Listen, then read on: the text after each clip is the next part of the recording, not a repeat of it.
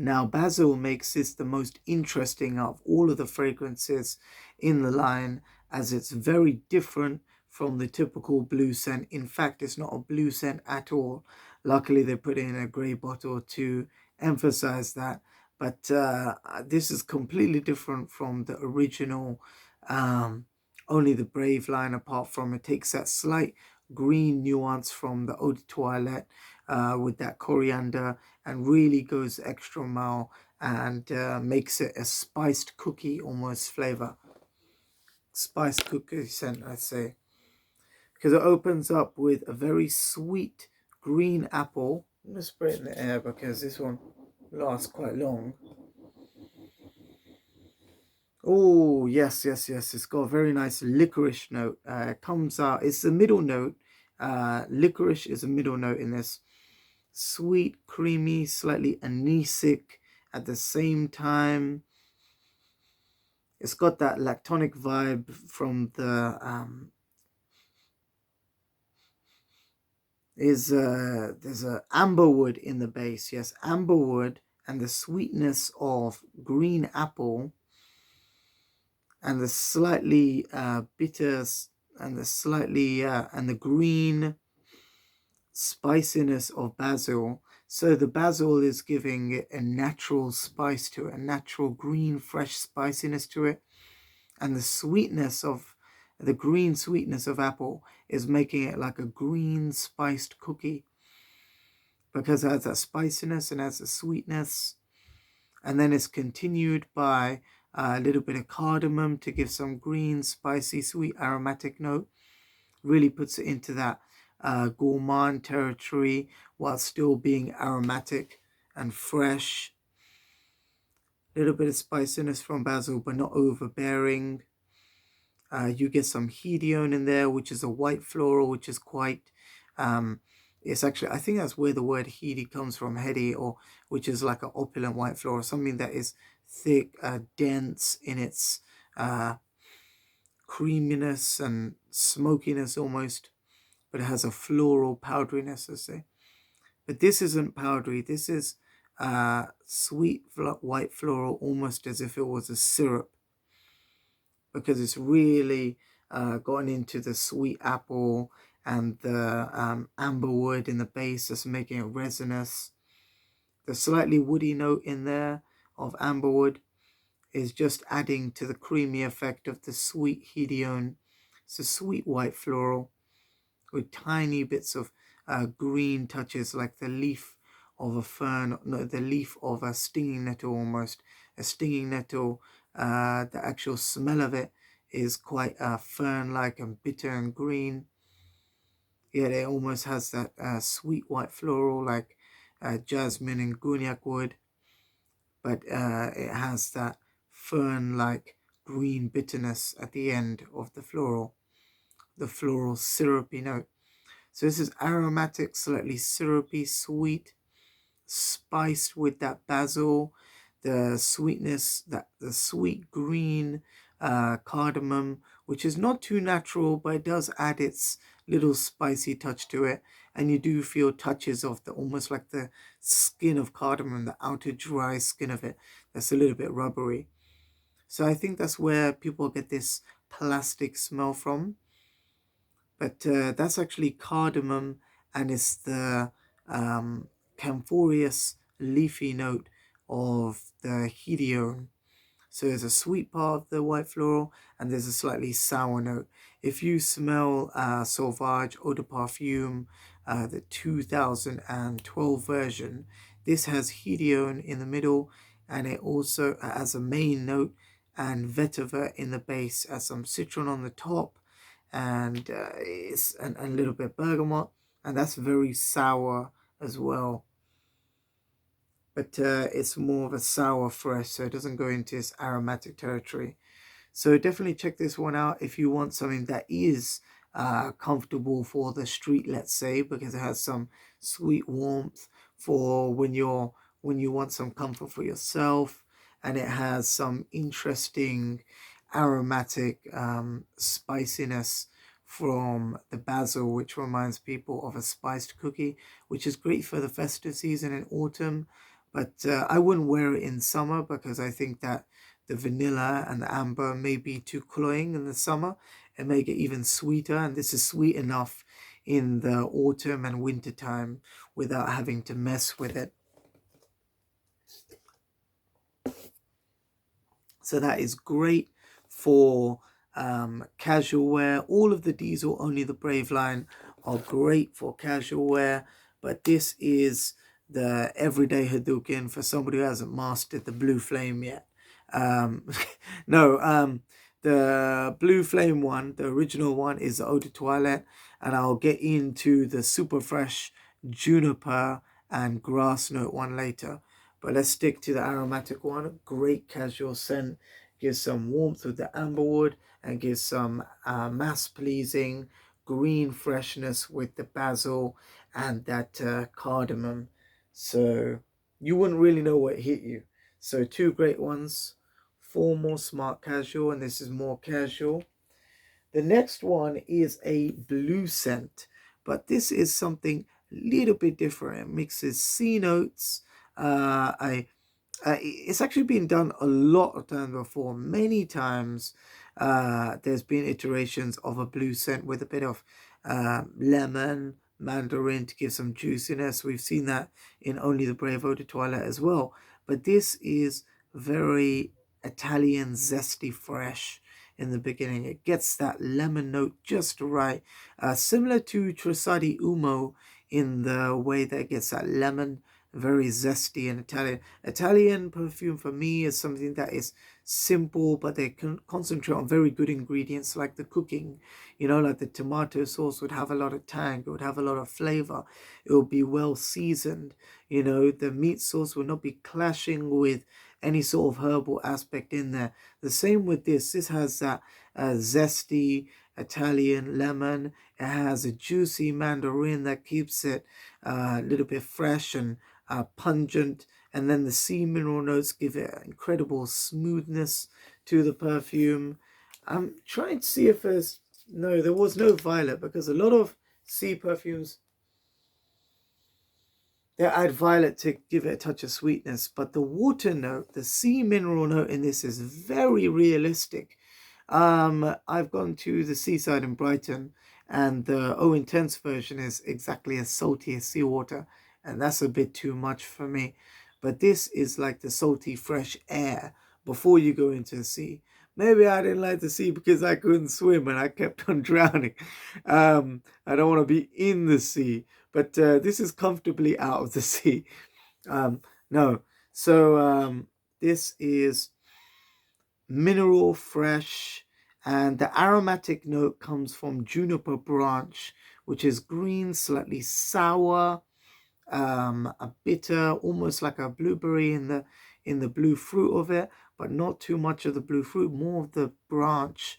So it's sour, green, fresh, and the aromatic note comes from the mix of the green leaf with the cool wind breeze of the air that is blowing through the mineral notes of this perfume. In the base, you get some amberwood, which is slightly resinous, and you get a classic, sporty, fresh, very high quality white musk note in the base. So it's that mineral note with the white musk note done right, done not in a cheap way. That mineral note doesn't smell like, oh, I don't know how to say. What does a cheap mineral note smell like? Very synthetic. It has that glacial freshness, but might burn you with the menthol. It's not mentholic in any way. This is clear, fresh, smooth, like a smooth, bubbly, cool seaside shore wind of just that ripple of the sea, you know, that bubbly softness with that airy mineral note. And that mandarin isn't so much of a prominent note. The mandarin note is just there to give some juicy cooling note to the fragrance, which is almost wind rushed. You know, it has that rush of wind through the white musk, which keeps it uplifting and almost spreads the ciliage out in a very powdery way as well. This is one of the old school scents that project for quite a bit, because They have a beautiful white musk note, which is lost in a lot of these modern perfumes. The elegant, cooling, smooth white musk, which is crystal clear, and it's very comforting with the purity of that note, let's say.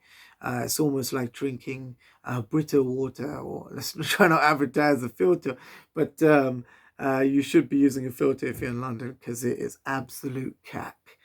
The water is hard with lime scale. So it's like a Brita filtered water. So very smooth. So that clean musk feeling is almost like the after feeling of having very clean, fresh, purified water. So very clean, fresh, smooth, and a great aromatic scent for your blue scent that you could wear every day. I would wear that. I could actually stretch to wearing that in the office place, but I wouldn't do it too much because it could be a bit annoying. I would say watery notes sometimes get annoying in the office place because when it's musky, they get a bit overly salty and they smell slightly synthetic when paired with other natural smells, like I don't know, you may have some green plants and the like, and sometimes it complements it, sometimes it doesn't. But the watery note sometimes inside it just gets a bit musty and muggy, let's say. So like a not clean after the after being splashed with the waves in Brighton or something, after not having a shower for maybe 2 hours, like you'd be overly sticky and uncomfortable with that fragrance if you were to inside. But outside in the spring and even in autumn, if you want to have a little bit of freshness, but I'd wear this in summer and spring. Definitely a great go-to scent. Dolce Gabbana Light Blue Pour Homme. Not intense, not intense, because I got that and it's a little bit too salty. Just remember that. The next one involves something herbaceous, something boozy, something that's formal, something that has a great sillage and projection. I got it in the mail today, twice because it's so nice.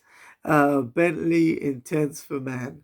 Yes, this is the second time I bought this because I sold this foolishly in a wholesale of fragrances that I'd done a long time ago. It was about 100 fragrances. But when I remembered this scent, I remember it made me smell like 007 at night time. It's boozy, it's masculine, it's strong, slightly green. That green gives it natural freshness. The green note is bay leaf, and they have a cognac note in here as well, and a rum, cognac rum, and African geranium. So this geranium we all know is a little bit minty and a little bit clean, but this African geranium seems to have an almost animalic, pungent feel to it, which is very, it's almost mentholic in its minty note. So it really pushes out there. Sorry, a bit of pepper. That always happens with pepper fragrance. It always gets me. So you get some pepper in the top. Thanks for reminding me. You get some African geranium in the middle, keeping it a little bit minty, a bit fresh. That boozy note of cognac and rum keeps it. It was medicinal before. I've had a bottle of this before, and I put it down because it was too medicinal for me at the time. It was too strong. It was like a strong brandy and cognac. It got really strong. But what I really like about this is the mix of cognac, and they have that herbaceous green, pungent bay leaf, like from Invictus. Invictus's main note, the original, is bay leaf, and they mix it with aquatic notes. But this is mixed with alcoholic boozy notes, and that's what I really like about Invictus Intense, and that's why I got that, the mix of boozy notes with aquatic notes. And this is boozy notes with leathery notes, boozy notes with those green, herbaceous, slightly spicy spicy green. Bay leaf, if you were to actually eat it, it would really burn your tongue, but it would be a sharp green burn. I remember this because I was raiding my mum's kitchen back in the day when I was like 5 or something, and I found the spice rack and I just started eating stuff. I don't know why, it all looked new when I was a kid, and I just have a very strange memory of eating stuff. And I remember eating a bay leaf. It was very sharp, very green. I remember it tasting like the leaves from outside. Yes, I was eating other leaves too, just in case. I thought they had a smell. I mean, they had a smell, the other ones outside. They had a silver, there was a silver underside of the leaf.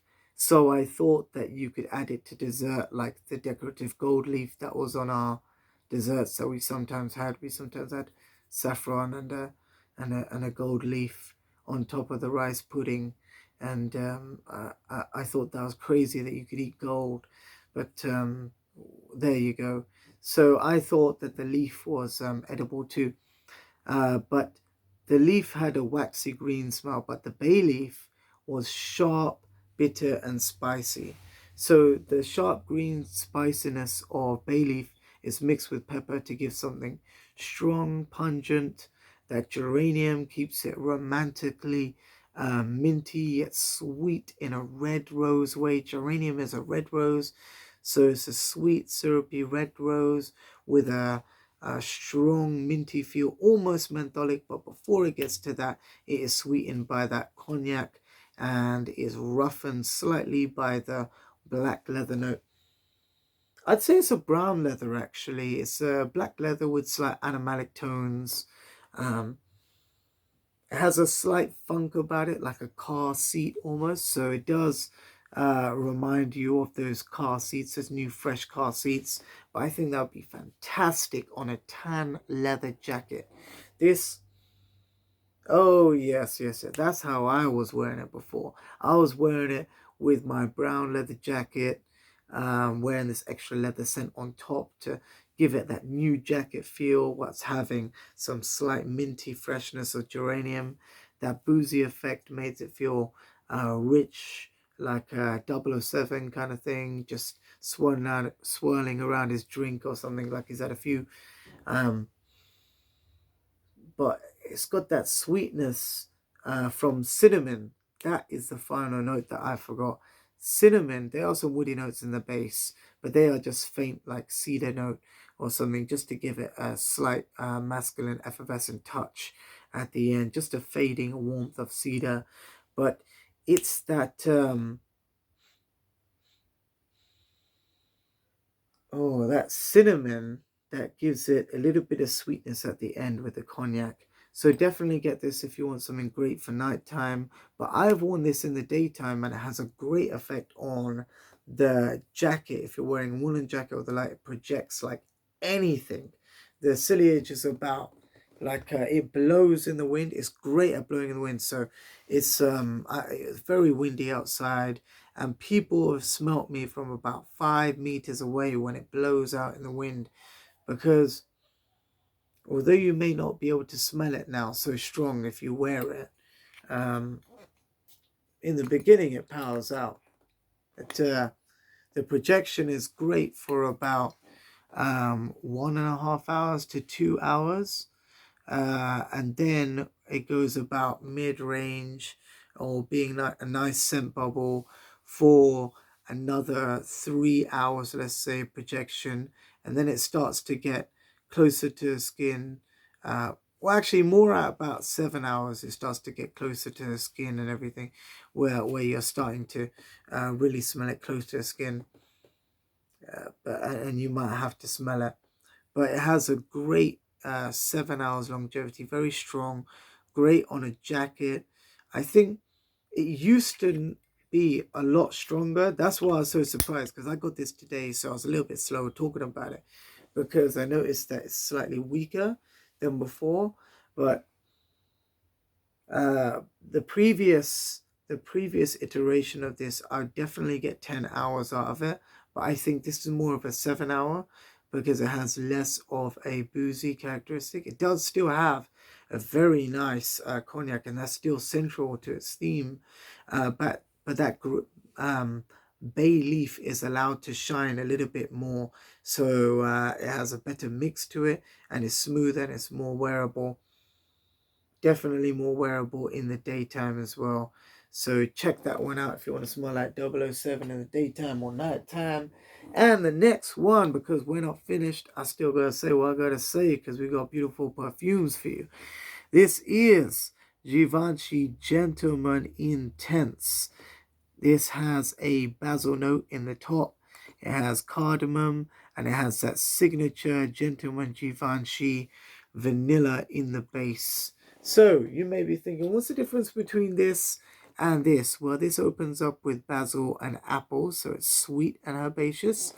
This is sweet from the vanilla, and it's herbaceous from the basil, and it has some natural sweetness from iris, which is a sweet, creamy, effervescent, powdery scent. This is truly a gentleman's scent. It's so sweet and aromatic with that basil and cardamom. I'd say you could pick one, and this one would serve you formally better, and this one would serve you casually. But they're both great scents. This is a little bit more synthetic, but that's kind of what you need in a casual scent. You don't want to be seeming like you're wearing, like, I don't know, like, I don't know, 50 different herbs or something. You want to smell like you got ready easily and you smell great without too much effort. So that's this. But if you wore this in a casual situation, they might be thinking, who are you trying to impress? Because that is a fancy fragrance. That smells like you're going to a nice restaurant. You're going to sit down with the one that you love, or you're trying to impress someone or get someone a little bit closer. Because that vanilla, iris, cardamom, and basil in here is very sensual, very smooth, just like Bois de Cidre. I think so. Gentleman Givenchy Iris de Cidre? No, that's Prada. Oh no. Ah! I forgot the name of the other one. The one with cacao. I mentioned it before. So that has a very smooth sillage as well, but that goes in a more cacao direction. And this is purely aromatic green and vanilla. So green and vanilla is the star of this. So definitely wear this for formal occasions. And now we are going to compare this with the formal version of the diesel. So this was green aromatic. It had some amberwood, some sweetness, helium for white floral, almost like a spice cookie. And this is supposed to be the most grown-up version for formal events. Spirit of the Brave, also from Neymar, I think that's his name. He has this tattooed on his thing. So this is formal fragrance. Has some sage in the middle. Sage and cypress. Sorry. Sage and cypress keep this aromatic. It opens up with a similar green apple, similar to the original. What is it? Only the Brave Street. That one was not original. It's a flanker. But it goes in a more sour and woody direction. And in the base, you have some vetiver that keeps it aromatic. So you get some amberwood and amber and vanilla. So you get that vanilla, the green apple, you get the sour woodiness. And this is more of a, I think the dry down is better than the opening. The opening is slightly sour with the cypress. I didn't like this the first time I sprayed it. I thought this was way too sour and I blind bought it. Let's spray it there. So opens up with green apple, then the woody, dry cypress, green, foresty cypress note comes into it. You get some sage, which makes it very sour. The vetiver is pulling very strong, making it sour, bringing the scent back from sweetness, hurling it back from its sweetness. And then you get that amberwood and vanilla. that level it off. It's almost got that bad boy quality, like bad boy Eau de Parfum. Actually, I think it's an Eau de Toilette. Is it an Eau de Toilette? I'm going to have to jump up and get that. Oi! It has a similar sage note to Bad Boy Eau de Toilette. That's right. Yeah. Woo. So, Bad Boy has a sage note in the middle, but that has cacao and is slightly more spice. The sour freshness comes from the cypress rather than pink pepper in Bad Boy.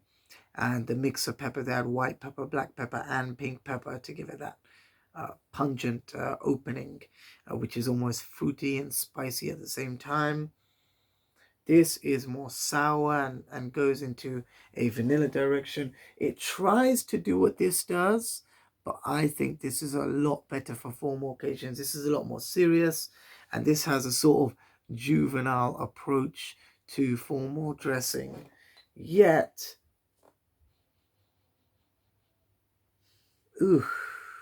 in the beginning, I don't like the opening because it's green with the apple, but the sourness of the cypress and the vetiver are a bit too much, and they overtake the sweetness of the creamy bergamot on top. Sometimes you smell the bergamot creamy with the apple, it's great. Sometimes you smell the sourness of the bergamot and the sourness of cypress and vetiver, but most of the time you smell the sourness first. Then it gets sweeter, and it has a creamy, woody and slightly sweet apple in the base after the far dry down. So check this out if you want something go-to for formal occasions. I think something that's not too serious. If you want something more serious, you go for Gentleman Intense. But this is definitely a great smart casual mid-ground if you want to go that direction. So those are the 5 different fragrances that I have chosen for you today. All of these different fragrances, I think I've actually picked 6 of them. 1, 2, 3, 6 different fragrances.